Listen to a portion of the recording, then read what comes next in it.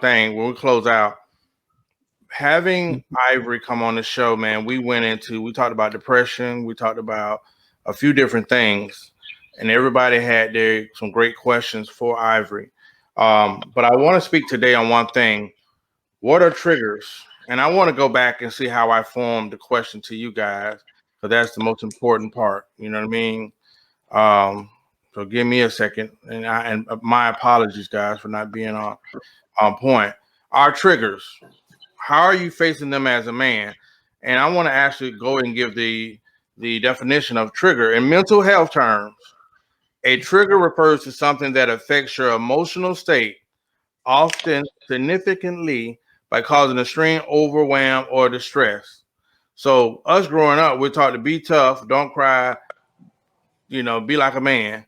And now we in this mental health era, we're realizing that there are certain things that happen to us that cause us to act the way we do. Or this is the reason where I might act like this towards women, or this is the reason where I might act like this on a job, or it's affecting me as a husband, it's affecting me as a father.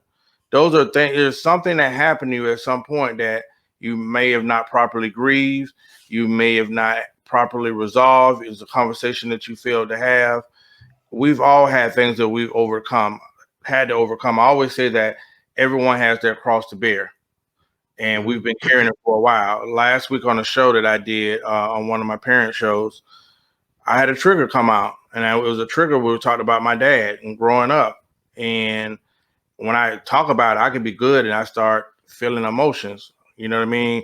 Uh, y'all know y'all had a relationship with my dad, but it's just my dad would give me dap and whatnot.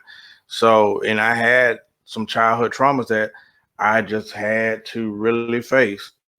So I don't know what you guys had to overcome to be the great men that you are right now, but how are you handling those triggers, or what are those triggers that you've had to overcome, and how did you recognize them? I know I'm asking a lot, but I really want to get into that because we have people that see us out and say, man, they might not comment, but they be like, oh, I heard what Mario said last show. Oh, bro, Chris said something, man. I'm going through the same thing, man. I ain't know. So this show really is breaking down a lot of walls and showing that it's okay to be transparent. It's okay to have these conversations, because the key for us is to grow and evolve and to eliminate some of those sins that we've carried on generation to generation. So when I talk about triggers, I want to go to Chris first. Chris, how are you overcoming them? Have you recognized them? What do you think about triggers? You're a professional. You're on mute. Bad. Got man, I have several triggers. Like I'm like a emotional mental garbage dumpster. I have so many triggers. I think that Roller coaster, one of my my brother. Roller coaster. yeah one of my number one triggers is perceived disrespect, and I think that comes from as a child I was shy. So with that, I was passive on a lot of things, and as I became a man, I felt that there was something that I despised about me, about my character. So it's to the point now where I never want to go back to that. So anytime I perceive a potential disrespect, I completely, it triggers me. I snap at it because I never want to revert back to a shy guy. You know what I'm saying? So that's one of the main triggers of mine. Just the whole disrespect. And what you were saying about father, I think that I also agree with that because I had that triggers me too. I remember about my father. I never met my father ever. Never seen him. I remember when I was graduated high school, and I think I was maybe a year out of high school. I was told that his father died, right? So I said, and we're from Mississippi. So I said I was gonna buy a ticket, go to Mississippi. I get to see my father because my auntie told me that my father would actually be there. So I get the ticket, and at the time I was in a relationship with my first girlfriend. She was going to FAMU. I took that bus trip all the way to FAMU because I said I wanted to kind of kill two birds with one stone. I said I was going to drive up. I was going to catch the bus to Tallahassee. When I get there, I was going to make a phone call to Mississippi to make sure, because this is before um, Cell phone. like cell phones and things like that, and so you can't just take a bus to Mississippi and on the whim. So I get to Tallahassee and I make that phone call. I call and I say, I say, hello, my name is Chris. My mother is named Viola, and I was always told that Odell Smith was my father, and I heard that he would be at this funeral. So someone says, hold on, and the guy gets on the phone and he says, and I tell him the same thing. Hey, my name is Chris. My mother's name Viola. I've never in my whole life been told by anyone that another man was my father besides Odell Smith. And I wanted to, you don't owe me anything. I'm over 18, and I just wanted to, have a relationship. That man then told me that my mother told him that he wasn't the father. So at that point, that triggered so much from me, because I felt like a kid that no man wanted. You know what I'm saying? So in that situation, it did so much in my life. It made it affected women, my interaction with women later on, because I go into situations with women with a lack of trust because I've heard that. And then I have a slight resentment for my mother, because you made a decision to tell a man that, which I can't even blame a man, because at the end of the day, that would be something tough to hear. I understand that would be something tough to hear, and it would be tough to ask a man to continue after that once you said that to him. So with all that being said, it's like those are the things that triggered me in relationship, the previous shyness, and the way I dealt with women in that way. The whole, knowing that my mother probably said something to this man that ended a possible relationship. So all of those things are triggers. So I mean, I can go on and on and on, but so when I say I'm crazy, that's what I be meaning. Like, this is just a fraction of the things that I truly have to go through. So, like I said, those are some of my childhood triggers. The shyness that I had to deal with, the awkwardness when it comes to women. That's why you get to date doctor now. The lack of trust when it comes to women. So just a lot of things. So I'm glad we brought this up, just so I can, I can start to understand, because I do self introspection a lot. So I kind of understood it, but this is the first time I actually said it. So I'm gonna go to Mario, because y'all ain't finna have my allergies acting up tonight, No, and but I ain't cutting no onions for you, Horace. but you know what's real though, Chris? Before we go to Mario, that's when you recognize that. Look how the way you are with your daughter, bro. I walked away from my dreams because like my kids would never experience what I went through, my pain. Yeah, that's another thing. Like, people don't understand. People have no clue Yeah. about having to say bye to something that you truly loved. Like, you don't. I love music. That was one of my number one things. That was like one of the things before I had a child. That was one of the things I actually could say I loved. And it wasn't until I met my child until I figured out I love something different. I love something else, and something that was more important to me. So at the same time, it's like once that happened to me, it's like I had to give that up to try to be a father. And then you try to be a father, and you're coming from a situation where you have to start. It's basically you got to start all over again. You haven't worked for a long time. Doing things that you didn't supposed to do illegally for a long period of time, from 20 to 30. That's what I did.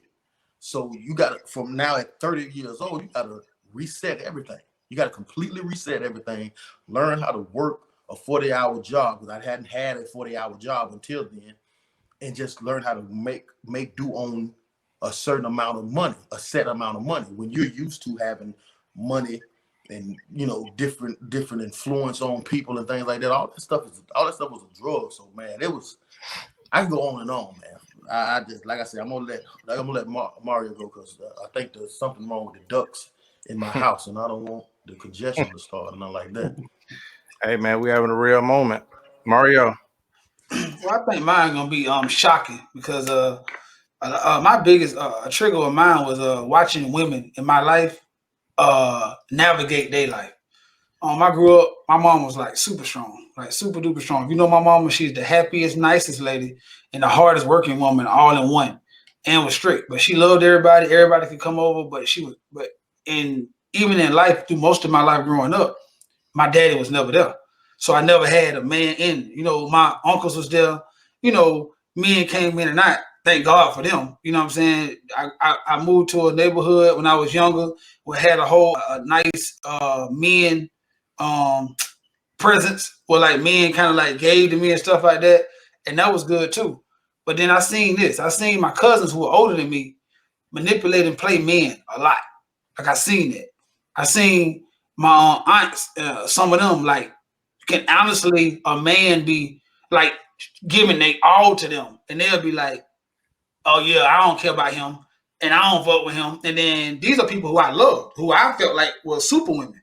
So I seen them go to this dude and be like, "Yeah, I don't care about him," and then go to another dude and love him, and he ain't doing nothing. So I used to be like, "Man, this is crazy how you can be trying to do your best for a woman." And these are what I call good women. These weren't hoochies. These weren't like no run-of-the-mill women. So I used to be like, "Dang, even women who are respectable women could manipulate and play you if their heart is not in it." And until I got ready to be married, I never understood I was holding that because I was scared to be vulnerable because I always felt like I didn't want to be that guy. So I was like, I'm gonna do whatever I can in my life to not be the guy that get used and abused by women. And I didn't take it to know, oh, this is a good woman, because I seen both of them do it. I seen some of my friends who were promiscuous, like older women who was in the club do it, but I seen women in church. I grew up in church who was with this deacon, you know what I'm saying? So I was like, well, damn, what? So is it no women? You know what I'm saying? So I had like maybe 2 women in my life who I felt like these are solid ass women, but they are like on the top of the spectrum of great. Like my auntie Sharon, if anybody like, that's just like, I don't even think that they make women like, you know what I'm saying? Like, so that's just, so for me to even try to look for that is like crazy because of who she is, just so selfless. You know what I'm saying? So I'm like, well, man. And I think a lot of time in my life, even though my mama was pouring into me and she was doing this stuff to me, and I knew that I wanted to be a husband because I never wanted a woman to go through what my mama went through. I never wanted that. I felt like she was a good woman. So I always felt like the biggest honor, my mama had attained a lot. She bought her own house. She paid for her school. I had Jordans. I never missed nothing. So I seen all that, but I did see her with lonely nights. I see her working 3 jobs. And I said, as a man, I was created to make sure that another little girl never have to go through that. And I promise that if she treat me half as good as my auntie Sharon treat my uncle, that I'm gonna find that. But in the midst of me meeting women, I was just so like, the minute something like Chris said, that I felt disrespect or I felt any kind of way that you were gonna play with me, I understood the game and learned it at a different rate. Like I understood that men hold the key. I started studying like what make a man? Why do women like these kind of men? So I became that kind of man. I got in the jail. I got more money. I did the stuff that it took to be this kind of man so that I can dictate what kind of woman I want. But then it came to the point I fell in love. And then when I fell in love, I was like, dang, I can't do this for the rest of my life. So now I have to walk into vulnerability. But like Chris again, my father wasn't there. So now I don't have a man to tell me how to make that transition from a male or boy to a man that knows how to be vulnerable around his wife and be a protector too. So now I'm misguiding and I'm misleading women and I'm overstepping sometimes, understepping sometimes, and I'm really fumbling through relationships, trying to find my way to get to the point where I can blend being a protector, a provider, and being vulnerable enough to say, I need you. Like to actually tell a woman, I need you in my life. That was so hard for me. But when I did do it, and I finally did, I tell you no lie, it was like a load of bricks that released off my life. Me and Chris had a conversation right before I was going to get married here. Like, bro, like, do you know that you're doing all of this and she could just leave and do this and do this and this? And I was like, that's the price of love. I'd rather go through 10 hurt hearts to really understand what this love I got feels like. And I'm so happy that overcame, because so many men who grew up in the hood, who go through all this trauma, that one step, what women be asking for is that vulnerability, just to feel needed. Like, that's a real bridge to cross that men don't understand, because we don't want to be taken advantage of on no level. Because in the hood, it teach you the softer people get walked over. That's in every aspect of life. And I think that me understanding that, and I thank God so much that I overcame that, because if I hadn't, I think I would have always been playing the field. I would have always secured my bet. And that's why I see a lot of men out here, they always keep one on the side, they keep one here. And it's not that they just want to treat these women any kind of way, but they understand they don't have full of trust in the woman, and they don't want to be the guy that gets ran over. And understanding that I had to walk into that point where I might have to be that guy to get Eve. I'm okay with it. I just thank God that I really, I'm working through that trauma right now. What you got, Zay? Let Horace go, and then I'm gonna clean it up. If that's all right. Yo, Horace. Turn your mic on. You are a professional. Listen, when we first started doing these shows, man, we had an idea, but many of these shows have become therapy for us. I say it all the time. We've had major moments on this show, man. We didn't have daddies. We didn't have blueprints. I was in front, like I was a little bit older, and I ain't had nobody to teach me. Most of the shit I learned was through trial and error. A lot of moments were totally embarrassed, but I was able to be that gap for y'all to be like, nah, don't do that. Trust me, don't do that. I was able to come back and say, hey, do it. Try this way. This is what happened. Worked for me. But it took a whole lot of bumps on the road because I didn't have not one person in front of me to say, do anything. Hell, my daddy, when it came to, I asked my dad one day, I was like, hey, Dad, how to use a rubber? He said, any a-hole can put on can use a rubber. Okay, so you're not going to show me? All right. I was an a-hole that night. I mean, I went through 3 in 30 seconds. You know what I mean? Didn't have a daddy. So similar to Chris, growing up shy, feeling abandoned. You know what I mean? There was no one in my age range. I was before y'all guys. Everybody's doing their thing. Hell, nobody take me to get a haircut. You look at all the old pictures, I'm looking busted. Yeah, bro. So I said it because last week we had a show with Ivory. Now I had a show with Black Conversation. I broke down, man, because I had a daddy. I had been abused. So I worked hard for my kids now. Because like I said, I don't never want them to go through what we went through. And that's the purpose, is to go from generation to generation, break them chains, man. I realized that a father passes down pain to his kids. My granddad was a provider. He didn't give no love. He provided like a mofo. And my dad learned that as that's what a man is. He was awful as a daddy. He was awful as a husband. So, hell, when I was in music, man, I was making money, but I think every time I've been successful was probably the most loneliest times of my life. So I want to talk about triggers because, bro, even we was doing wrong, like it was, people call us gangs and stuff like that, but we was just a bunch of young men trying to be better. Figure it out. So we talk about triggers, man. I know somebody watching. We've had homeboys that committed suicide. We've had homeboys that's on drugs now because we always been taught to be tough and suck it up, and we put on this front for each other, man. But bro, we've had some hard lives. It's okay to be we got to break those stereotypes, like what stays in this house. We got to get away from that. I walked away from my dreams to be a good father, but I also walked away from relationships not realizing I had abandonment issues. I'm gonna leave before she leave me. You know what I mean? Because I can't stand that rejection. I can't stand that hurt. So it's real, dog. Go ahead, ladies band. Y'all gonna pray for me and work with me because I'm probably the last one of all of us to kind of hit trauma or recognize that of the trauma. And we talked about it. I remember a conversation, me and you, Horace, we had when I was in the midst of all the trauma that I was going through. And you was like, Zay, that's an awful story. And I know you were saying that because you were shocked at some of the things that I said, that you were right there by me. You never even knew because I never said anything about it, which I didn't know how to. You know what I'm saying? I kind of sat on it. Like Chris said, Chris defined it as shyness, right? I just, because of my background, my parents, you don't do no disrespect. You don't talk back. So I was never ever a dummy. I seen what was going on, but I was taught to never say anything. You see what I'm saying? Keep your head down and kind of stay in line. So that's why when we spoke about that last time, that was the direction in which I went because, like Chris, I ain't with that. I'm probably the most hated because I'm gonna ask a question. You can't just tell me this the way that it is, and I go by that. Understand what I'm saying? So, what I've learned with my trauma is addressing it, recognizing it first, like you know what that makes me feel away, and then addressing it.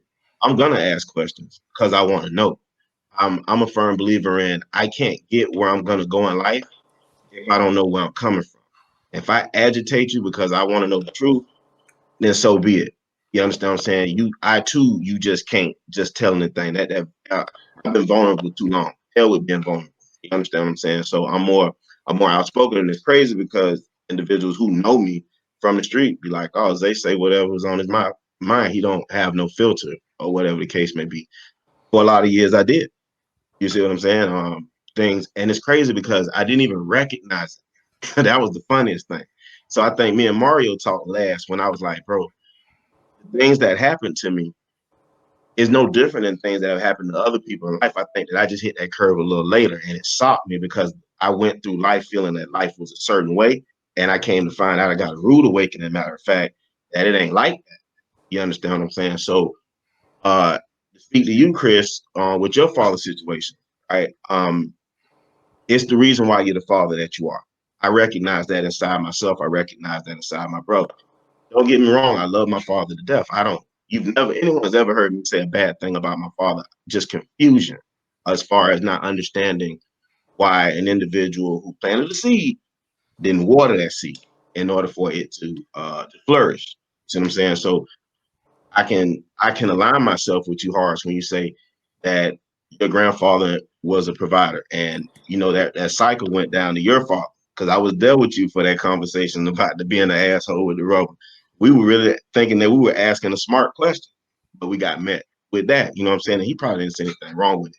But the point that I'm making is that's their ceiling, and that's what I've come to learn doing my own shadow work, so to speak.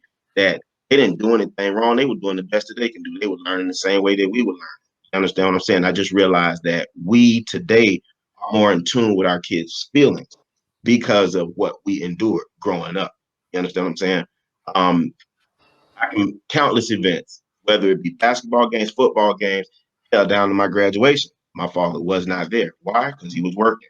Who was there? My beautiful mother, my beautiful sister. See what I'm saying? The ladies, like Mario said, always being strong. And it's not fair to them because when it comes time for them to be vulnerable, they don't know how to be vulnerable. So they have the same situation you have, Mario, in reverse. And I too, like you said, I joke around, I call myself the ladies man. And it's really, really funny to me to hear ladies go, oh, Zay, you're a dog, you're a womanizer, you're this, all these connotations that they made up in their head. I never told anything of the sort. Ladies man comes from I was the only boy in the house full of ladies. My mom, my cousin, my older cousin, who was slash a sister, because we're islands, so we all grew up in the same house. So I got to see women operate from the inside. So I think that I understand women more so than any one of my counterparts on this show right now. So that's the reason why I dub myself the ladies man. But inside of that, like I said, it made me, like I said, face it, ask questions, and do certain things with my daughter because I don't ever want her to have to go through what I went through. I look at it now and I see that I'm a strong individual, but it ain't easy. You understand what I'm saying? I said what I said last time because I know that there's somebody else who's probably gone through the same thing that I have, and hopefully through me, you can learn something or even ask me a question because I'm very open. Sometimes I'm probably too open. I'll be real with you guys about that. But again, like I said, my focus and what I've been doing to try to fix that is make sure that with my daughter, that I'm hands-on with her, that I'm teaching her, be straightforward, ask what you need to ask within reason, don't be disrespectful, but speak your mind. I did. And it was because, like I said, my heritage. Like, and the craziest part about everything, like I said, I wasn't a dummy by a long shot. You understand what I'm saying? But if anybody know anything about island family members, if you're not a doctor, an engineer, or a lawyer, you're good for nothing. And as smart as I was, those were never things that I wanted to ever do. So the support on whatever it is that I wanted to do, I never got because I wasn't going the direction in which my father or my mother probably saw fit for me. My contribution to my daughter is whatever the hell she wants to do. I got you, as long as you're making a concentrated effort toward it, not just some pie in the sky deal. I'm going to give you the support I didn't get and hope to kind of break that chain and that curse. But I'm also going to do things that like teach. I'm going to walk through things with her and explain why daddy's doing the things that he's doing so she don't have them questions and also make that open door kind of relationship where you can ask me whatever it is because dad is going to be as honest with you as possible so that you don't have these limitations or these conflicts that I have, and I try not to make any more ripples in the water for her that I had to get. And I think that's the main. Other than that, like I said, you guys probably hit on everything else that we've gone through. Fathers being there but not really present because they didn't really show us because they weren't shown, and just making sure that we, with our women, learning how to be vulnerable so that we can get to that wholeness that we were talking about. Because at the end of the day, we all just need to be whole. Well, For me, listen, that was I'll go on to Chris in good. a Listen, you know what's interesting, man? I got to give, and you got to, in retrospect, I got to give credit to my ex-wife because I was probably 40, man. Think about how many of us men, we still trying to figure it out. We're still trying to learn who we are, but the day-to-day struggle don't stop. We being a provider, we paying the bills, we trying to keep roof over our heads and all this. I was 40 before I learned about love languages. You know what I mean? So any lady watching, you got a guy, talk to him because he might not know.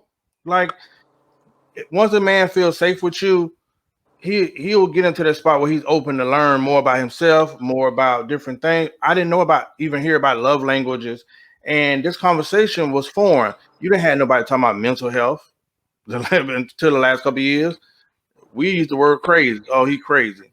So the purpose of talking about triggers tonight is like Chuck Hunter in the comments, man, bro. We have had something that we call PTSD. We've had a lot, man. Me and Zay have been where we seen one of our best good friends get shot in front of, like shot in the head in front of me. Like we've had some real ass moments being black men in America, So I commend y'all for that, man. But that's why I wanted to have this segment because it's helping us, but y'all also helping others, man. I know Chris' story. Hell, every day we were together like our gang, like the Little Rascals. You know what I mean? Figuring life out. But we had each other. And I think that's what the blessing that God gave us, that we have a story that most people don't have. Chris. Well, like I say, man, I want to talk to Zay because and you said it too. You keep on saying how the past reflecting my parenting now, but it also has a negative effect because I feel a lot of times I just because I recently had a conversation, well, a text conversation with my mama, on FaceTime with my daughter, and she tells me that her uncle was, so a man gets to the camera and he tells me that that was her uncle. And then later on, my baby mama texts me and saying that wasn't her uncle, that was her boyfriend's father. But my daughter lied to me about it. So she did say that she thinks that I've told my daughter something to make her lie. Now, in my defense, I said, well, I think it should be best for you to address it as did I say something instead of saying that I said something. Mm-hmm. And like I said, in my defense, I've never spoke ill towards about my child's mother's relationship. I don't think that's. I think that for one, I think that's grown people stuff. So I would never say nothing to my child. Next, not only that, if the success or the failure of that relationship, I don't want to be a part of it. So whatever it be, I don't want it to be because of me. So I think that, but I also have to be honest with myself that even though the father I am, I'll be feeling like it feels like something being taken away from me, and that's like the only thing that I have is my daughter. That's how I feel about life. That's like the only thing I truly have. Because I have family, but we're all separate, and then we're grown. And so now, as a man, I have to direct my intentions to my daughter. So in that situation, it feels like almost like somebody's taking something from me. So that's when I get a level of defensive. But then I also have to understand that I cannot let that interfere with my baby mama's relationship. So it's a thin line, man. Like how it could be a benefit to parenting because it made me feel as though I have to be there. I would never put her in a situation where she don't say that she has a father, or I'll never tell her something like that. Make her go through life like that. But at the same time, it has a negative effect because now it's hard for me to navigate that relationship. I stay out of it. I'll never speak ill towards another man. I don't know. I don't even waste my precious time with my daughter to speak on other men. But obviously, it has an effect on my daughter. So, man, like I say, man, it's a emotional dumpster over here. So, I'm glad we had this conversation though. Mario, you got something in closing? Yeah, I was just gonna say, and another, I almost kind of pick back off what Chris just said. Like the traumas that I displayed that I just told y'all about in my marriage now, I'm calling it, and I make sure that my son now don't see like he see loving. Like I believe that it made me a better man. Like I come in the house, I hug his mama more. Like I kiss her more because I didn't see that growing up. Like I tell him I love him more because I love Jayla with all my heart. But I was so like worried about trying to get through life and trying to make sure she don't become a stripper and make sure I have enough money when she get ready to go to college because she was just flourishing. A lot of times I probably needed to tell her more that I love her, like continuously, like just like hug more, like I do it now. You know what I'm saying? A lot as she got older, but I'm just saying now, it made me a better husband. That's what I'm trying to say. Like when I kind of got over that, that's what it made me. So I say that I'm glad we had this show too, and I'm always say that as I get through my life right now and lean on all of y'all, I'm happy that not only we had this show, that we have every show. Because sometimes Monday I walk into this tired, not wanting to do it some Mondays. And then now I'm seeing that I didn't get called on this show for my benefit. I got called on this show for a deeper calling than what I ever was expecting. I'm thinking it's just going to be a podcast, but I see so much more coming out of this podcast. And I'm happy to be a part of it with all y'all. Yeah. I just walked in, I just got off a flight. So I feel it today, you know what I mean? But again, like her comment, knowing a person you're interested in insecurities, triggers, and love language is important. Here's why it's important, and here's why I suggest that everybody do therapy once, even if you say you don't, go to a therapist once, because a lot of times with the PTSD and the breakdown of the Black family in our urban communities, most men and women don't have a mother or a father. You know what I mean?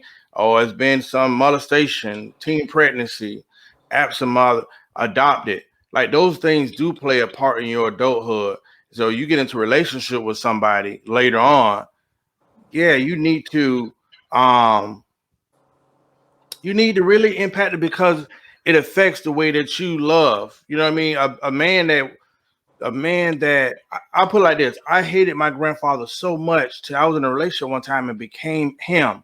Subconsciously, I became him. Almost like the guy, like I provided and all that, but I was an asshole. And I had to go back and apologize to one of the kids, who I was dating kid, like, brother, I love you. Like, I want to be there for you, but like, damn, I just became the person that I was scared, I was afraid of. but we never are taught to focus or evolve. Like we're doing it, but Mm-mm. hell, we spend most of our young adult life being taught to go after as many skirts as possible. Then a couple time in life, now they want you to be responsible. You might be in your damn 30s before you try to figure out how to be a man and a better man and a responsible person for more than one person. So I think that was the purpose, man, because I had a friend that committed suicide and I understood it. I felt it because on paper he had everything. The You were man missing he didn't have it. I'll tell y'all, money ain't crap. at all. Money is not it, boy. Money will give you more problems than anything. What's valuable is when I admitted to y'all I had depression and almost a whole year.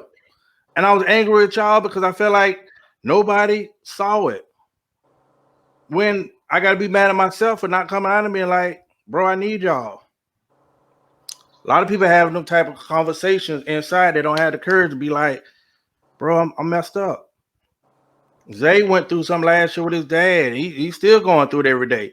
So people see me and see something they perceive, but I don't talk to people. Y'all know me.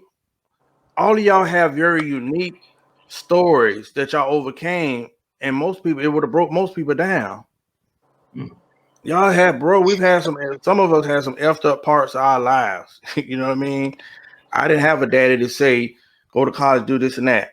I was so lonely that I went and had a child and started a family with somebody I absolutely should not even dated.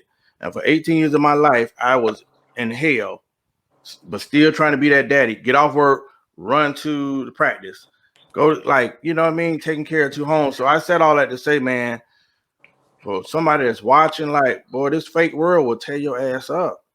You know what I Yeah. mean? Let it go. I've been crying more this year than my whole life and on air. You know what I mean? Because it's in there. It's in there, Allergies, bro. man. Huh? Your allergies. Bro, Vouching for you.